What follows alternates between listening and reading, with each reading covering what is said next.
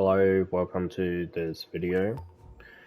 Today we are going to do a basic interaction where a character picks up a cup from a table.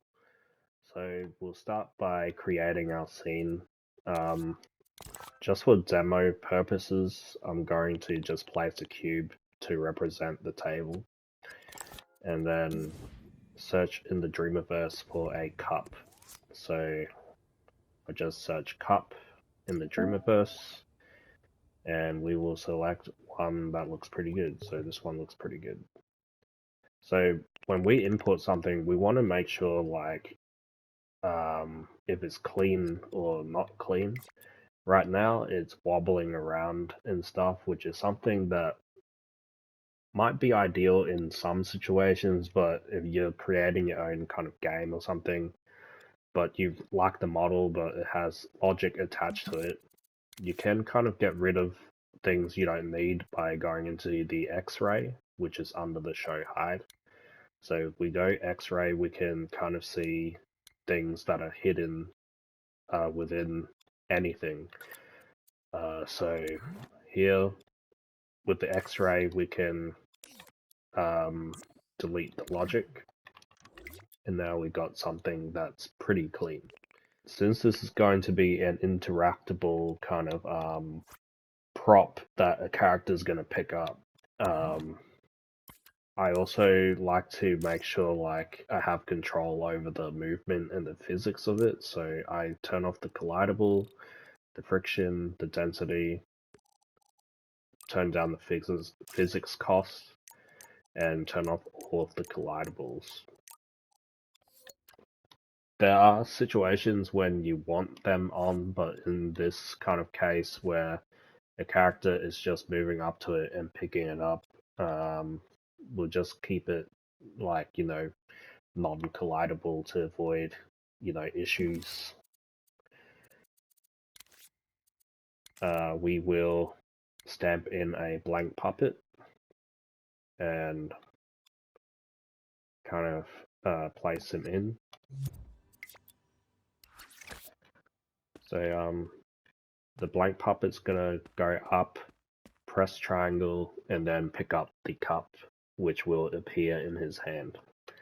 So the first thing I want to do is duplicate the cup and then put it in his hand by scoping into the hand and kind of rotating it. That's pretty good. But now you can see there's like 2 cups involved. We don't really want that. So we want to switch that can swap between the two whenever we want to. So we can do that with a keyframe.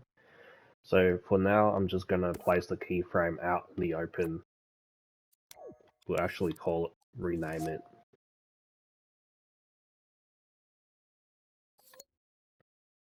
So we will keyframe this and we will hide this one. So you turn off the power for this cup.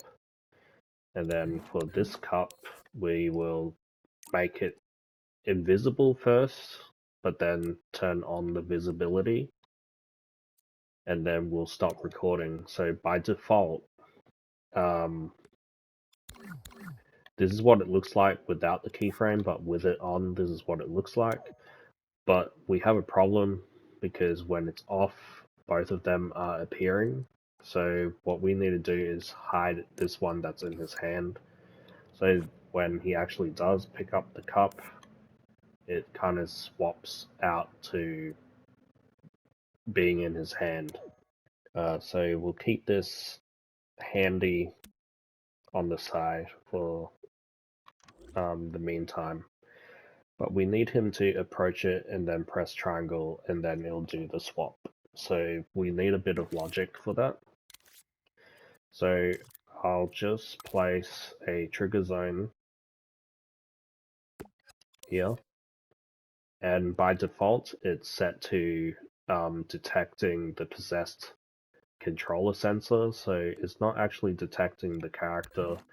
what it's detecting is the controller sensor, which is inside the puppet logic, inside the controller logic, and the controller sensor here. So this is what it's detecting. We can modify what the zone detects, but yeah. We will add a triangle prompt above the cup. We'll turn it so that's in the scene. Turn off the show text box, and we'll open a bracket, type in triangle, and then close the bracket.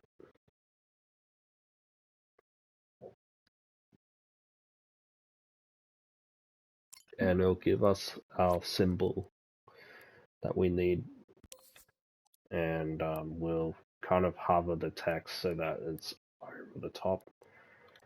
And we can also modify the symbol by making it face the camera all the time, and also making sure like it's always on top.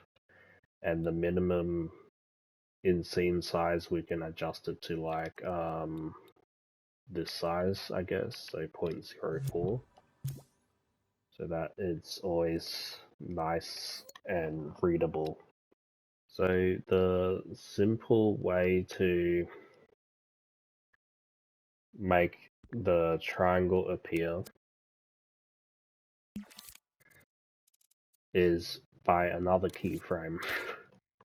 So we'll add another keyframe and we'll name this to like triangle prompt appears. You don't have to name it this. I just name it this because it's easy to remember.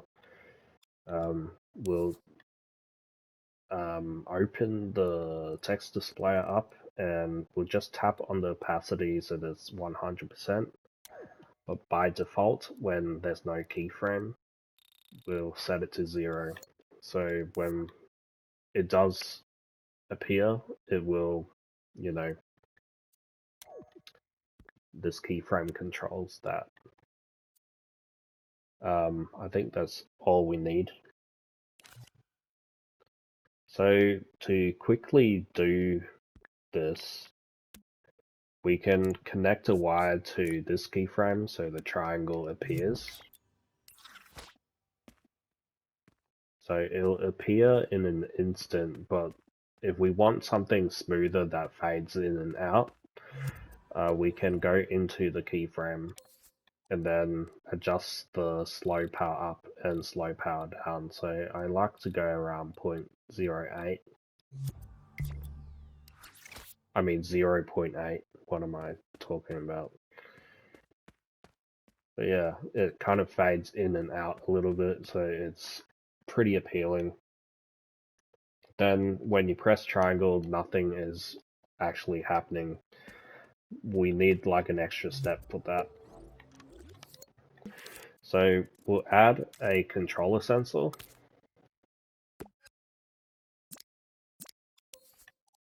And connect it to the controller sensor, the power, and then we'll modify this controller sensor to a remote controllable.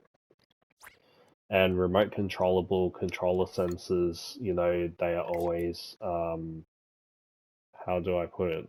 They can be controlled without possessing anything. They are like an overall thing that controls everything, I guess, as long as it has power to it.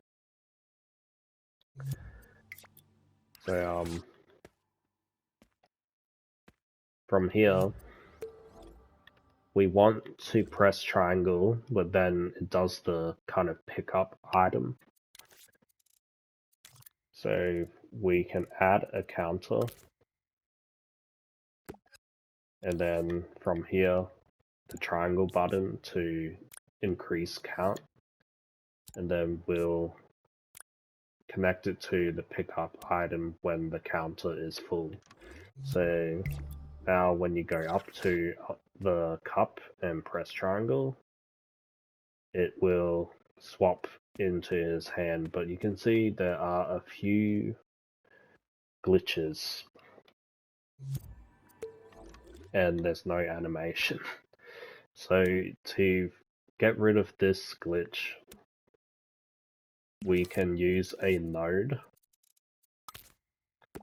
like this, connect it to this, and then to this one. And then we can add another keyframe that turns off triangle prompt. So we can go and then turn the power off for this node that is connected to the triangle prompt. And when we press triangle and the counter is full, it not only swaps out the cup into his hand, but also hides the triangle prompt. So now, when we go up to the cup and press triangle, the triangle disappears and the cup appears in his hand. So that's really basic, but what if we want some kind of animation to it?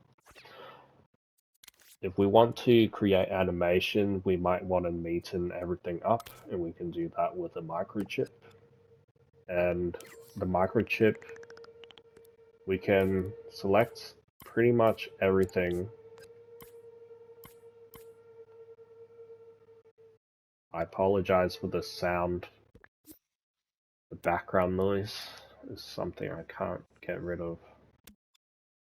But yeah, we can add in a microchip to control the neatness of this interaction. And what we want is to have a timeline that customizes the way the character interacts with the cup. But this is like the basics of it. In the next video, I will show you how to make this interaction more complex. So I will see you in part 2 where we start animating.